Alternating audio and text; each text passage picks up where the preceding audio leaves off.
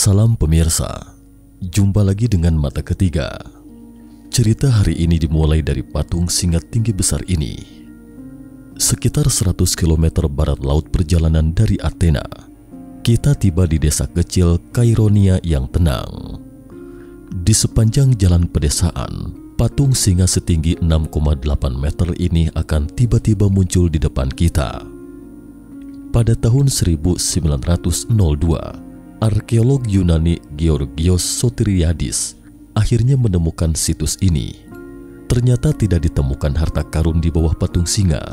Sebaliknya justru menemukan 254 tulang belulang dan 127 pasang kerangka yang saling berpelukan erat. Kerangka-kerangka ini sepertinya menceritakan sekelumit kisah Yunani kuno yang menggetarkan lebih dari 2300 tahun silam. Sparta yang kuat perkasa.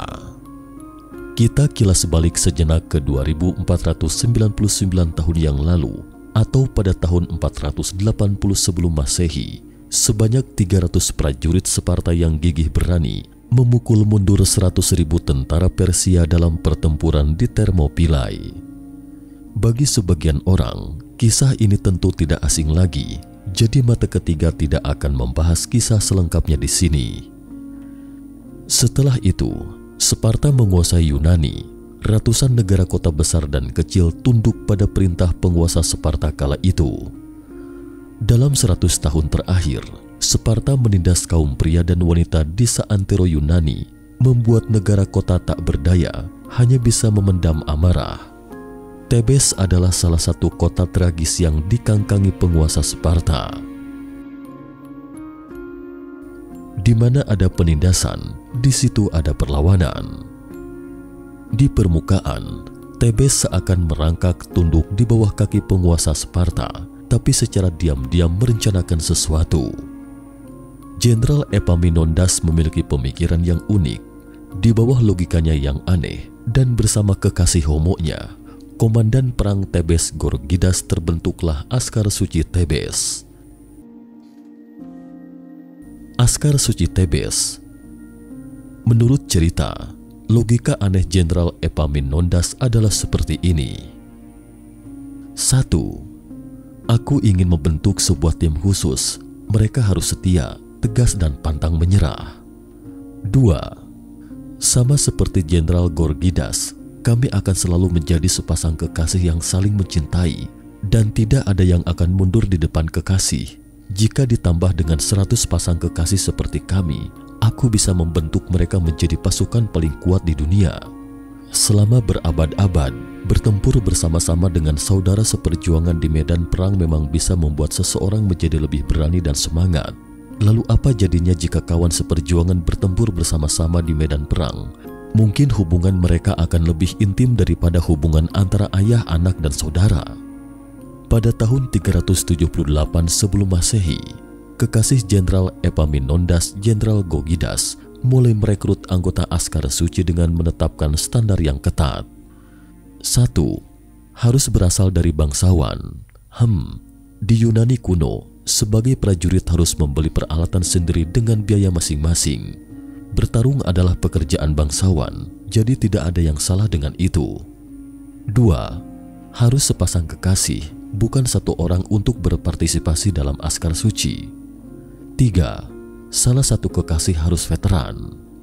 Oleh karena itu, standar rekrutmen yang ketat seperti itu tidak menjadi penghalang di Thebes. Akhirnya setelah proses seleksi yang ketat, Jenderal Gorgidas memilih 150 pasangan gay.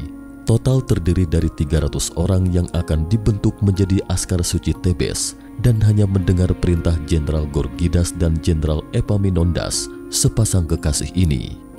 Pada tahun 371 sebelum Masehi, Raja Sparta memimpin 10.000 pasukan Sparta.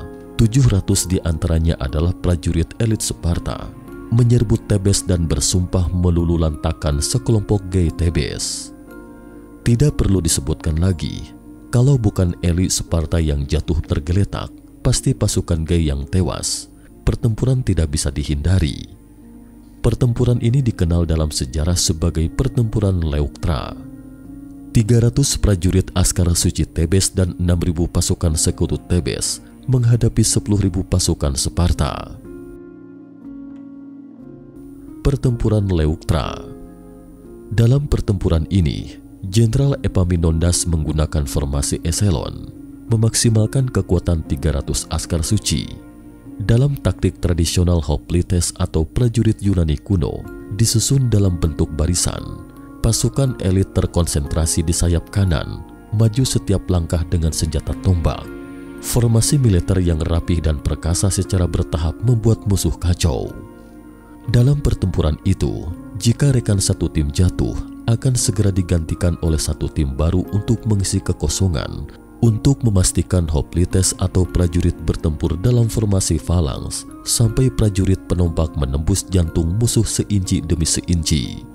Perang di Yunani kuno sangat disiplin dan aristokrat. Dengan kata lain, pertempuran sepenuhnya tergantung pada formasi perang, dan jika formasi tempur sudah kacau, pada dasarnya sudah kalah. Namun Jenderal Epaminondas kali ini tidak memiliki cukup pasukan untuk membentuk formasi yang sama dengan Spartan. Jenderal Epaminondas fokus pada sayap kiri. Secara tradisional hoplit lapis baja falangs bertempur di dalam blok formasi 8 hingga 12 dengan pasukan terbaik di tempat kehormatan di sebelah kanan. Tapi Epaminondas mengemas hoplit atau prajuritnya di sebelah kiri barisannya dalam kolom sedalam sekitar 50. Formasi sayap kanan mundur setelah serangan total diluncurkan. Dalam pertempuran ini, kavaleri dari kedua belah pihak adalah yang pertama bertarung. Selama pertarungan, kavaleri Tebes tampak jelas di atas angin. Kavaleri Spartan terpaksa mundur ke formasi falangs, tapi justru membuat kacau formasi infanteri falangs. Pada saat demikian, Jenderal Epaminondas tiba-tiba memerintahkan serangan total, dipimpin oleh 300 askar suci. Prajurit Tebes bak sebilah tombak miring menembus pertahanan pasukan elit Sparta dan menangkap Raja Sparta. Meskipun prajurit Sparta yang setia menggunakan jiwa raga mereka membangun garis pertempuran yang cukup untuk melindungi raja mereka, tetapi kali ini yang mereka hadapi bukan lagi tentara Persia, melainkan 300 pasangan gay yang dipenuhi dendam pada musuh yang sama, adalah pasangan kekasih yang mengenakan baju besi, bersenjata tombak seperti mereka. Segera garis pertempuran prajurit Sparta dipatahkan oleh askar suci Tebes, raja mereka dipenggal. Melihat formasi prajurit hancur dalam sekejap, pasukan sekutu Sparta di sayap kanan pun tercengang seketika dan membuat formasi tempur mereka menjadi kacau. Pasukan sekutu Tebes memanfaatkan kemenangan ini terus menghabisi pasukan Sparta.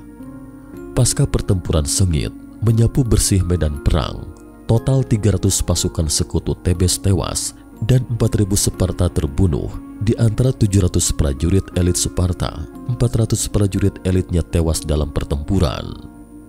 Tak disangka prajurit Sparta yang kuat perkasa tewas tergeletak oleh 300 kawanan gay dan sejak itu menjadi legenda. Dalam beberapa dekade berikutnya, dunia Yunani yakni 300 askar suci Tebes menunjukkan kepada orang-orang bahwa kekuatan cinta kekasih itu tidak terbatas. Siapa yang berani membuat onar akan dibuat bertekuk lutut. 33 tahun kemudian, atau pada tahun 338 sebelum Masehi, Makedonia di Yunani Utara di bawah kepemimpinan Raja Philip II bergerak ke selatan. Kisah ini beralih ke Kaironia. Kedua belah pihak bertemu di sini yang dikenal dalam sejarah sebagai Pertempuran Kaironia. Pertempuran Kaironia. Kekuatan kedua belah pihak berimbang, masing-masing memiliki 30.000 infanteri dan 2.000 kavaleri. Tentara Makedonia seluruhnya terdiri dari orang-orang Makedonia, sedangkan Tebes terdiri dari 20.000 prajurit Athena dan pasukan koalisi negara kota lainnya. Prajurit Tebes kembali membentuk garis pertempuran diagonal dengan 300 askar suci sebagai garda depan. Philip II tampaknya telah merencanakan dengan matang serangannya terhadap musuh. Dia membentuk formasi tempur dengan pasukan infanteri yang berhadapan secara langsung dengan pasukan elit musuh. Kemudian pasukan kavaleri yang berperan sebagai kekuatan inti akan melakukan serangan mematikan secara tiba-tiba. Namun para kekasih Thebes jelas tidak mengetahui senjata rahasia Philip II, tetapi dengan berani memasuki garis musuh. Pasukan frontal Makedonia dengan cepat jatuh ke posisi pasif dan hampir runtuh. Pada saat kritis, kavaleri Makedonia yang telah memutar kembali ke Thebes tiba-tiba diserang di bawah kepemimpinan seorang jenderal muda berusia 18 tahun. Serangan kavaleri jenderal muda itu belum pernah terjadi sebelumnya. 2.000 kuda ditempatkan dalam bentuk kerucut dan serangan tiba-tiba dari tempat tinggi disertai dengan suara gemuruh yang membahana. Prajurit koalisi Thebes tidak pernah menyaksikan serangan kavaleri seperti itu. Pasukan Athena akhirnya runtuh lebih dulu. Di bawah reaksi berantai, formasi 30.000 pasukan sekutu Thebes dengan cepat menjadi kacau dan mulai berpencar melarikan diri. Hanya 300 askara suci yang masih mempertahankan formasi di tengah pasukan yang kacau tetap bertempur dengan tenang. Jenderal muda Makedonia memimpin prajuritnya langsung menyerbu di medan perang musuh bak memasuki dunia yang tak berpenghuni. Segera formasi tempur yang hanya tersisa 300 askara suci Thebes dikepung oleh puluhan ribu pasukan Makedonia, namun prajurit askara suci tidak menyerah. Di akhir pertempuran, percikan darah memenuhi lengan sang jenderal muda itu. Dia kembali ke kamp militer, melemparkan pisau pendek dan barding atau zirah tubuh untuk kuda perang, dan dengan bangga berkata kepada rajanya, "Ayahanda, lihat sekelompok gay ini masih mau melawan. Benar-benar konyol, lebih baik menyerah saja."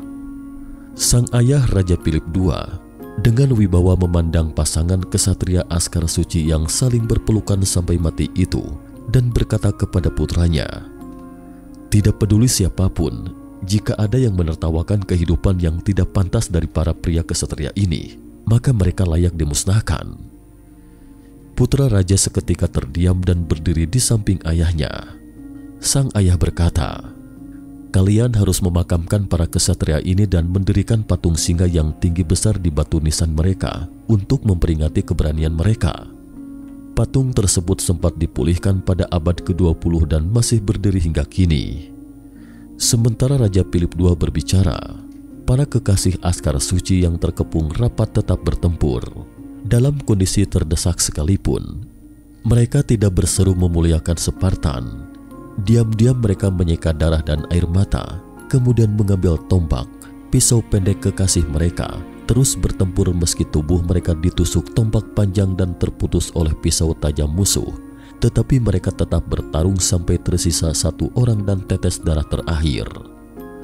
300 askar suci ambruk, sebuah bintang baru pun bangkit. Dan tak disangka, remaja berusia 18 tahun ketika itu adalah calon Alexander Agung masa depan. Ya, saya pribadi tidak ingin kisah Yunani klasik dan indah ini berakhir dengan tragedi seperti itu. Seperti profesor yang pernah menceritakan kisah ini, dia menambahkan sebaris kalimat seperti ini. Mengapa Philip II sangat memahami askar suci Thebes? Karena demi kemenangan ini, dia pernah mengorbankan dirinya untuk askar suci dan menyamar selama 5 tahun di Thebes. Sejak itu, saya selalu ingat dengan kisah klasik yang indah mengesankan ini. Juga ingat akan cinta sejati 300 sosok pria nan setia dan pemberani ini. Pemimpin muda yang dikenal sebagai ahli strategi militer dan penakluk itu meninggal dunia pada 13 Juni 323 sebelum Masehi. Karena terserang malaria di Babilonia atau Irak di masa kini. Nah pemirsa, cukup sekian dulu topik kita hari ini. Jika suka dengan video mata ketiga, jangan lupa like, subscribe, dan share. Terima kasih atas perhatiannya dan sampai jumpa di episode berikutnya.